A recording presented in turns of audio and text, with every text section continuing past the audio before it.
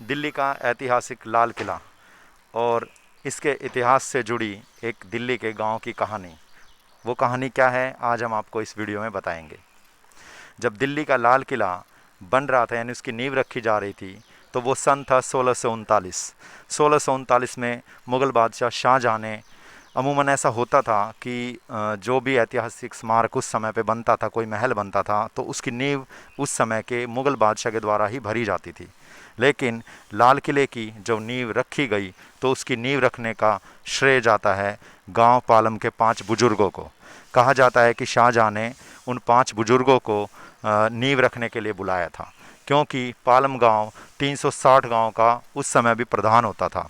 और एक कहानी ये भी है कि जब यहाँ पर मुग़ल साम्राज्य की नींव रखी गई, बाबर भारत में आया, तो उसकी पहली राजधानी पालम ही था।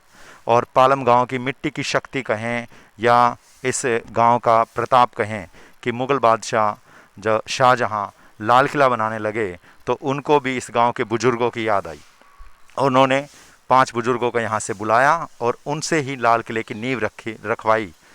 आज भी आप देख सकते हैं लाल किला पूरी शान और शौकत के साथ, पूरी मजबूती के साथ अपनी जगह पे खड़ा है और भारत की आन बान शान का प्रतीक है।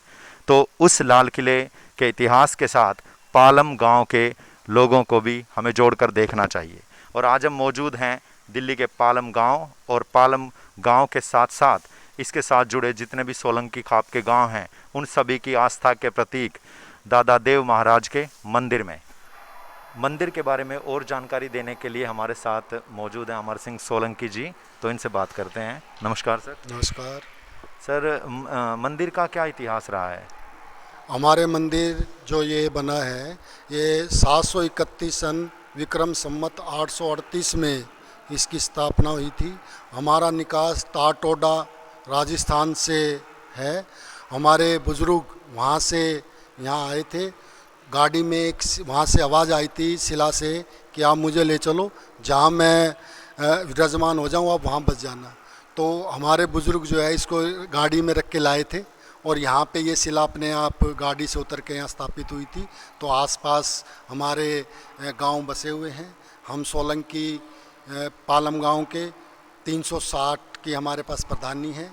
हमारे 12 गांव जो मंदिर ये जो है 12 गांव का है, जहाँ पे हर संडे को यहाँ पे भक्त बड़ी संख्या में आते हैं और इसकी मान्यता है।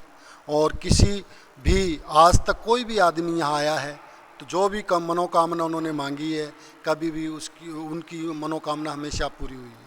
सर, दशहरा पे भी यहाँ पे मेला वगैरह का आयोजन होता है? यहाँ पे हमारे दादा देव महाराज का दशहरे वाले दिन जन्मदिन होता है। 12 गांव के लोग यहाँ आते हैं, इनकी झांकी निकाली जाती है। 12 गांव का यहाँ पे भंडारा होता है और लोग बढ़ चढ़ के आते हैं। कम से कम भी आप ये लगाइए कि दशहरे वाले दिन हम कम से कम 5-7 हज़ार आदमियों का भंडारा करते हैं। ये मंदिर परिसर है, इसमें खेल के लिए क्या क्या सुविधाएं मौजूद है? हमारे यहाँ पे डीडी जूडो स्पोर्ट क्लब है, डीडी बॉक्सिंग स्पोर्ट क्लब है, पालम स्पोर्ट क्लब कबड्डी का हमारे यहाँ पे क्लब है जो दादे मंदिर उनको सहयोग करता है। हमारे जूडो में बहुत से बच्चे गोल्ड मेडल विदेशों से लेके आए हैं। जो का इसमें आप बॉक्सिंग में भी बहुत से बच्चे हमारे यहाँ गोल्ड मेडल, और कबड्डी के अंदर हमारे कम से कम भी 15 या 20 बच्चे इंटरनेशनल लेवल पे गोल्ड मेडल लाए हैं, नेशनल लेवल पे गोल्ड मेडल लाए हैं। और हमारे दादे जो कमेटी है ये बहुत ही अच्छे तरीके से खिलाड़ियों को तैयार करवाती है, उनके खर्चे का भी सबसे ध्यान रखती है। किसी भी प्रकार की सुविधा ना हो खिलाड़ियों को, उसके लिए पानी की, नीचे हॉल की, गद्दों की, हर चीज़ की। मेला ग्राउंड में हमारा कबड्डी का ग्राउंड चलता है जो सुरेश कुमार जी कोच हैं हमारे, वो उसको संभालते हैं। सर, ये बताइए, कोई दंगल वगैरह का भी आयोजन मेरे ख्याल से प्रतिवर्ष यहाँ होता रहता है? तीजों के दिन हमारे यहाँ पे कुश्ती का आयोजन किया जाता है। हम राइस से कोच मंगाते हैं जो कुश्ती आयोजन कराते हैं। पहला इनाम 1 लाख रुपए का होता है, दूसरा 51,000 का होता है, तीसरा 31,000 का होता है।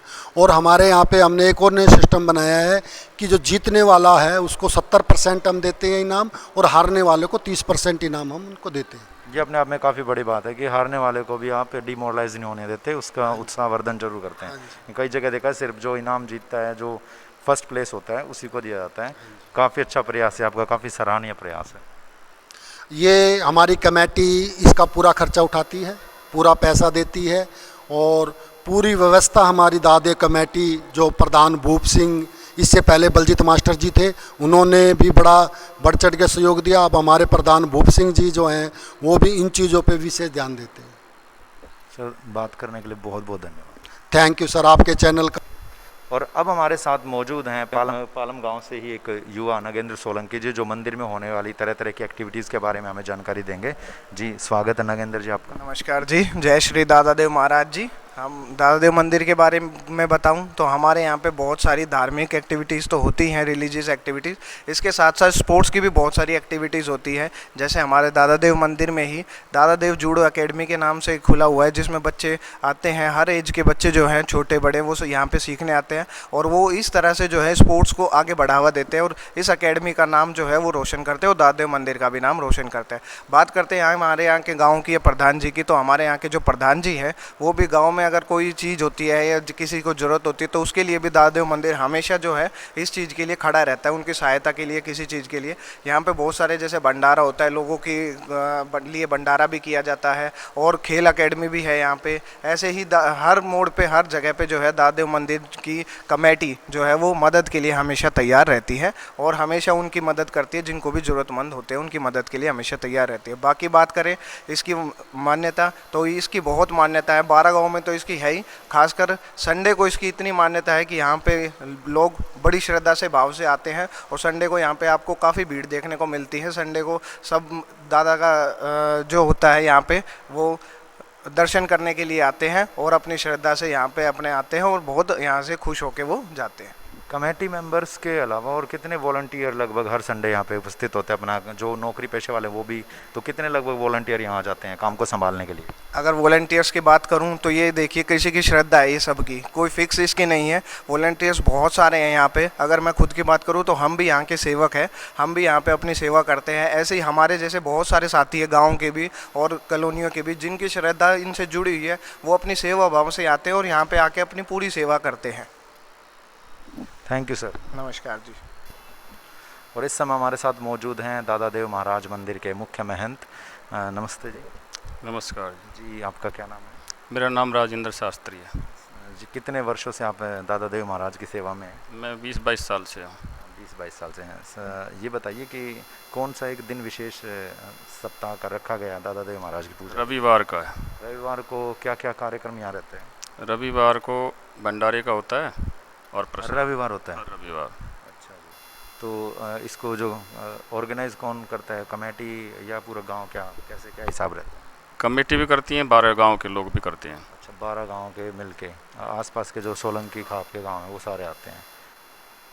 यह तो दादादेव मंदिर है, यहाँ भेली का प्रसाद की परिपाटी है। अच्छा जी। और जो भी सच्चे मन से आके यहाँ भेली चढ़ाता है उसकी मन्नत पूरी होती है। ठीक है, थैंक यू सर।